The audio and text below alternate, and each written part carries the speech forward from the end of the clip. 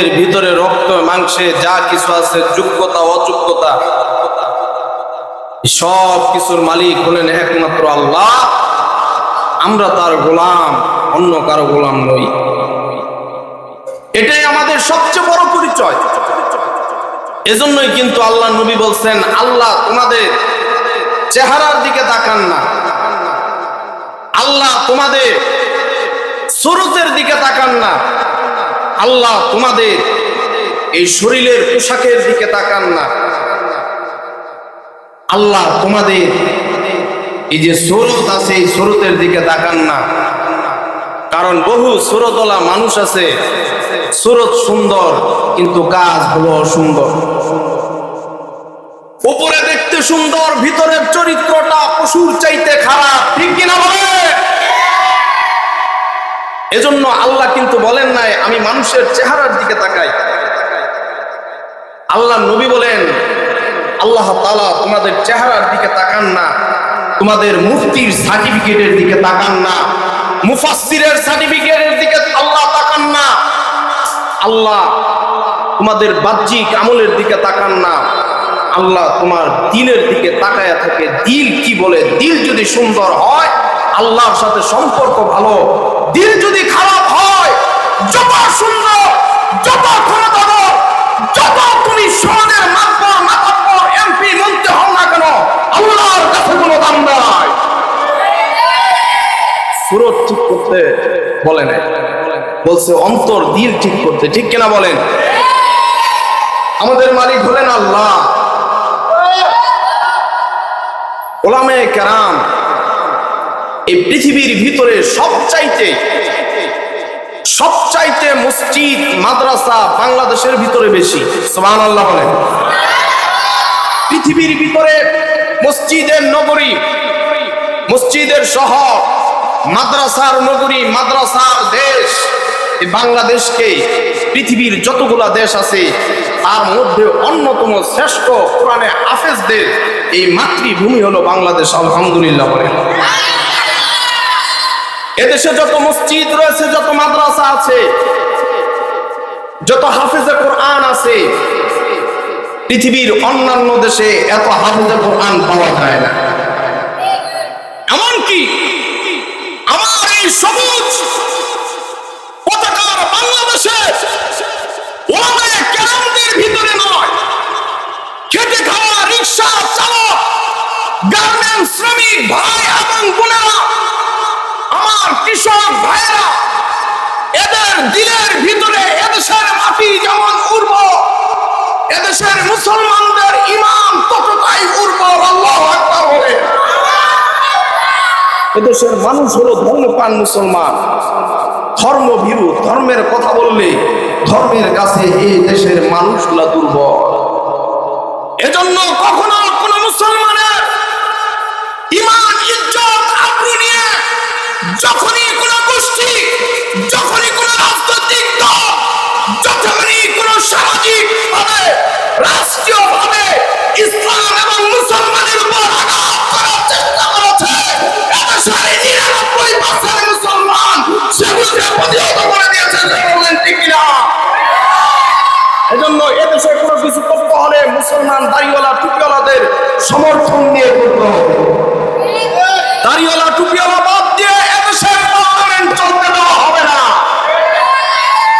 প্রিয় দিন, প্রিয় ইসলাম, প্রিয় মুসলমান ভাইরা, মনোযোগ সহকারে কথাগুলো শুনবেন।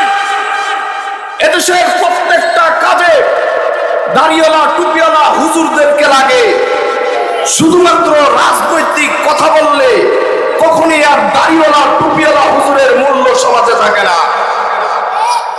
আরে ভাই, এদের স্বাধীন হওয়ার পর থেকে এ পর্যন্ত যত নেতা নেত্রী রয়েছে সবাই দুর্নীতি আক্রান্ত হয়ে গরিবের রক্ত চুষে খাওয়া টাকা তারা মেরে খেয়েছে। আমার আপনার টাকা মেরে খেয়েছে। কিন্তু আজকে যদি সেখানে কোরআন ওয়ালা একজন দাড়ি টুপিওয়ালা মানুষ সেখানে থাকতো, সে কখনোই আপনার টাকা মেরে ফেলবে, তার হাতের নিচে গরিবের হকের তেল পাওয়া যাবে না। টিন চুরি করে মানুষের ঘরে, আলেমের ঘরে পাওয়া যাবে না। ঠিক কিনা বলেন? এজন্য এদেশের এক শ্রেণীর লোকেরা আলেম সমাজকে দেখতে চায় না, এ সমাজের নেতৃত্ব দেয়। কারণ নেতৃত্ব যখন আলেমরা হবে, মদের বোতল প্রতি রাতে খাওয়া যাবে না। কারণ আলেমরা যখন পার্লামেন্টে যাবে, প্রতিদিন নাইট ক্লাবে যায় নারীদের সাথে নাচতে সাথে রাখা যাবে না।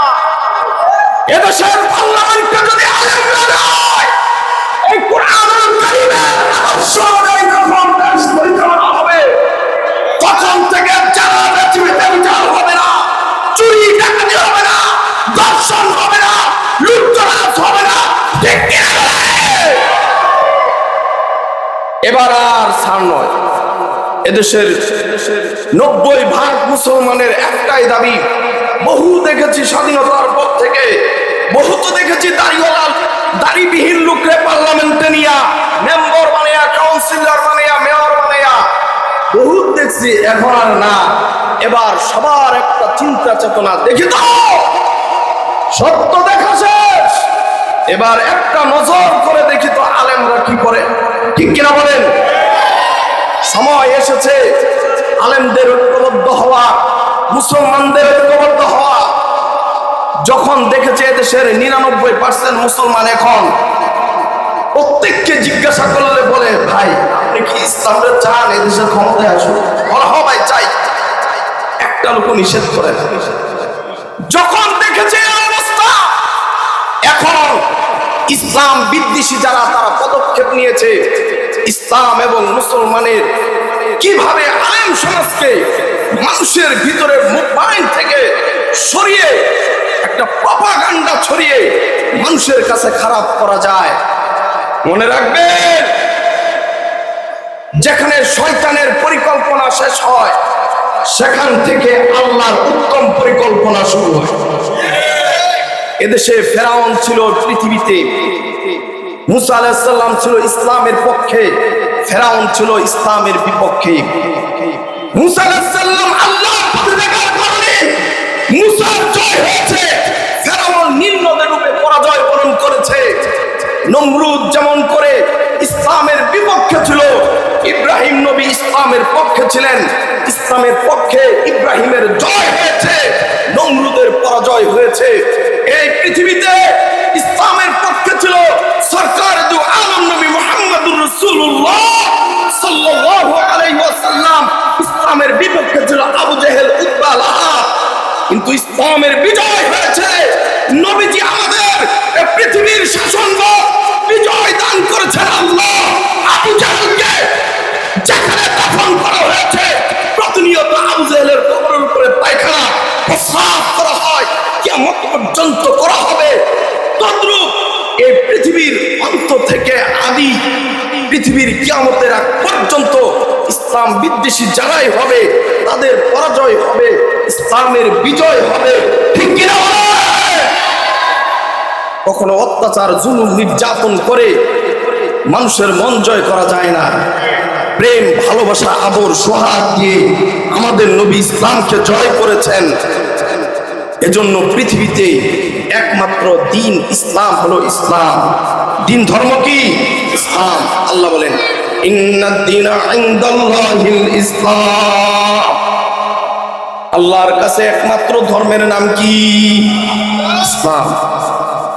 সেই ইসলাম, আমরা হলাম মুসলমান। আমরা যতই পাপ করি, যতই গুনাহ করি, একদিন না একদিন আমরা আল্লাহর জান্নাতে যাইতে পারবো। সুবহানাল্লাহ। আল্লাহর ক্ষমার দয়া কত! দাড়িবিহীন লোক, দাড়ি নাই, কিন্তু সে বলে আনা মুসলিম, আমি একজন মুসলমান। এটা তার আমল। হয়তো শয়তানের প্ররোচনায় পড়ে আজকে সুন্নতি লেবাস নাই, পাপাচার গুনায় লিপ্ত, কিন্তু আল্লাহ তাআলা হয়তো বা তার দিকে তাকায় আছে। কখন বান্দা, গুনাহগার বান্দা যখন আল্লাহকে ডাক দেয়, আল্লাহ এত রাজি এবং খুশি হয় যে তার সারা জীবনের গুনাহ আল্লাহ মাফ করে। শুধু গুনাহ মাফ করে না, এমন বন্ধু বানিয়ে দেয়।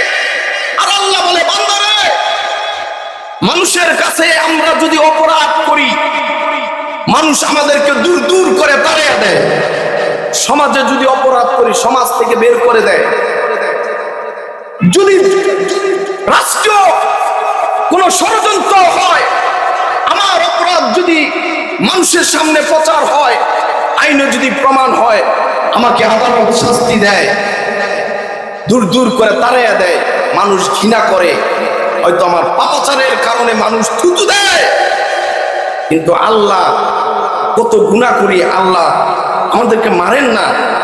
আল্লাহ তার বান্দার দিকে তাকায় থাকে, রে বান্দারে, তোরা আমি খুব মহব্বত করে বানাইছি রে বান্দা, তুই একটু নজর করে দেখিস তোর চোখটা আমি আল্লাহ কিভাবে বানাইছি, কিভাবে ফিট করে দিছি, কোনো অপারেশন করি নাই। তোর কান দুইটার ভিতর দাওয়াত যায় আসে যায়, এটা আমি আল্লাহ বানাইছি রে বান্দা, তুই ভাবিস না তোর আমি দূর দূর করে তাড়াইয়া দিব। বান্দা তোর হাত দুইটা দেখোস না, হাত দুইটা দেখোস না কিভাবে আমি সুন্দর করে বানাইয়া তোর মার পেটের মধ্যে আমি এগুলা ফিট করে দিছি।